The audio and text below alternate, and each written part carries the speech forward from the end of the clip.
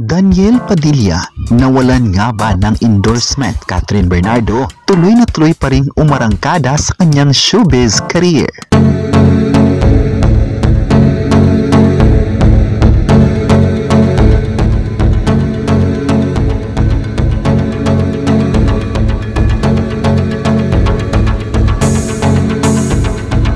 Usap-usapan ngayon sa social media ang pagkakawala ng mga endorsements ng sikat na kapamilya actor na si Daniel Padilla. Ayon pa sa latest chika, nabanggit ni Dominic Roque na totoong invited ang ex-girlfriend ni Daniel Padilla na si Catherine Bernardo sa wedding nila ni Bia Alonzo na inaasahang mangyayari na this year.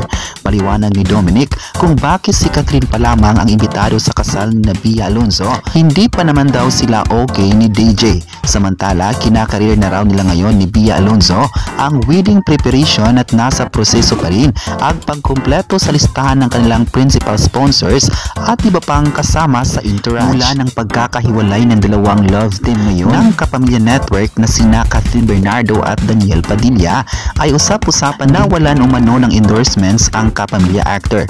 Usap-usapan noong nakaraang araw na ibininta ng kapamilya actor ang kanyang property, kabilang na dito ang kanyang Chevrolet. Kasunod nito ay ang pagkakawala ng ilang endorsements na kanyang nakuha noon. Samantala, gumawa ng bagong kasaysayan ng Rewind ang Metro Manila Film Festival 2023 ng real-life celebrity couple na sina Marian Rivera at Dingdong Dantes. Nakuha na kasi ng pelikula ang titulong highest grossing Filipino film of all time. Yan ay matapos itong kumita ng 899 million sa worldwide box office sales. Kung matatandaan, unang gumawa ng kasaysayan ng Rewind nang maging highest grossing film in Philippine domestic sales na nakabinta ng 815 million noong January 17. Natalo rin ito that time ang nasabing 2019 movie ni Kath at Alden na kumita ng 691 million sa mga lokal na sinihan. Inaasahan na lalaki pa ang magiging kita ng Dongyan film dahil kasalukuyan pa itong ipinapalabas sa mahigit 270 cinemas sa ating bansa, pati na rin sa United Arab Emirates, United States, Canada, Australia, New Zealand, Singapore, Guam at Saipan.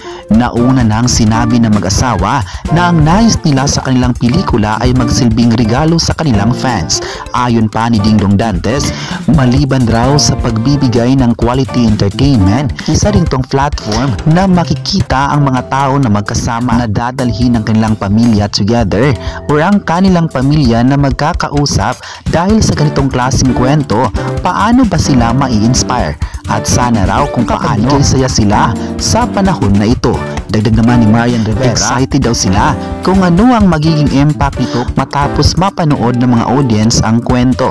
Excited sila ng kanyang asawa na maibigay ang pelikulang ito para sa bawat pamilya. Ang Rewind ay nagsisilbing reunion at comeback movie ng Dongyan matapos ang 13 years. Sa nakaraang press con na naturang MMFF entry, sinabi ni Marian na dream project niya ito. Ayon pa niya, kahit nung mga draft nung pinapanood nila sa kanya. Samantala, official na ang naging kapatid ng batikang aktor na si Aga Mulak, pati na rin ang kanyang misis na si Charlene Gonzalez at kambal nilang anak na sina Acacia at Andres. Pumirma na kasi sila ng kontrata under TV5 Network at Viva Artist Agency noong January 26. Sa Instagram post ng Viva, makikita ang ilang pictures na naganap na contract signing event. Kompleto ang pamilya at nakasama nila ang big bosses ng entertainment company at Kapatid Network. Kabilang na riyan ang Viva Communications Chairman at CEO na si Vic Del Rosario at MVP Group of Companies Chairman at CEO na si Manny V. Pangilinan. Ayon pa ng Viva, may kaabang-abang na bunggang proyekto ang pamilya ni Aga Mulak. Viva Films, Studio Viva, VAA, TV5 Signal TV at MediaQuest Ventures come together for the biggest project coming this Pinoy TV. Watch out daw para sa kanilang exciting project. Sa IG post naman ng batikang aktor, ibinandira niya ang isang video kung saan pinakita niya ang ilang mga kaganapan sa nasabing event.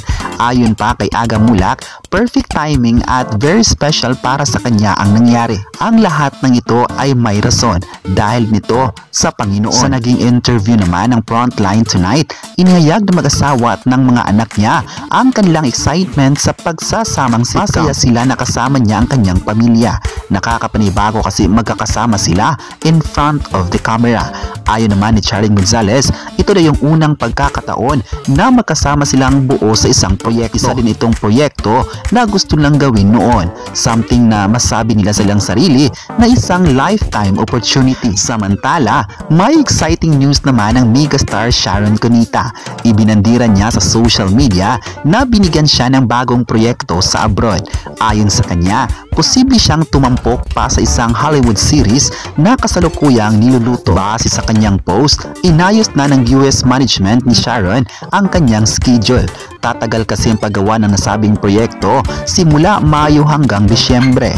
Sabi pa ni Sharon, gusto niya talagang gawin ang proyekto at kung sakaling matuloy siya ay isasama niya ang buong pamilya sa United States. Ayon pa niya, mula sa kanyang US management, gusto niya itong gawin at hinihintay pa ang schedule tungkol dito. Nabanggit din ng megastar ang ilan pa sa mga aabangan sa kanya this year, ang pagbibidahang bagong pelikula at concert tour.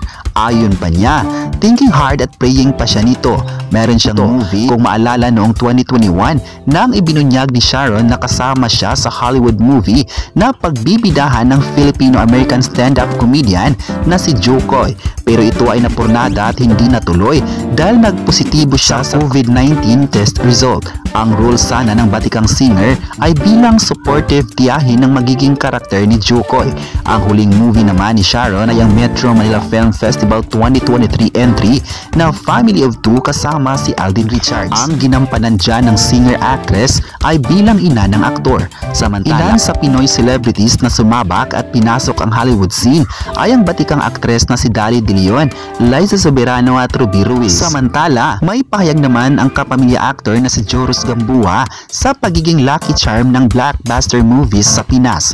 Ayon pa niya, blessed daw siya nito. Ilang movies na kasi sa Pilipinas ang ginawa niya nitong nagdaang taon ang nagiging blockbuster at top grosser dahil dinudumog ito ng manonood sa mga sinihan. Pero ayon pa kay Joros Gamboa, baka raw nagkataon lang ang mga ito. Ayaw naman niyang ibandira sa buong universe na dahil lang sa kanya kaya kumikita ng bonggang-bongga ang mga pelikulang ginawa niya. Kasama si Joros Gamboa sa top 3 highest grossing Filipino movie of all time kung saan gumanap siya bilang kaibigan ng mga bida.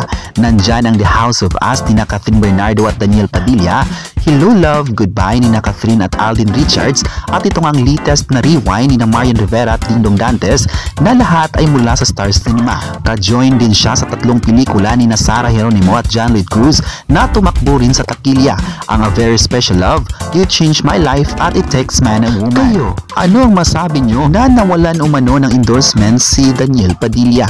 I-comment na kung ano ang masabi nyo kay Catherine Bernardo ngayong taon at huwag kalimutang i-subscribe ang ating YouTube channel.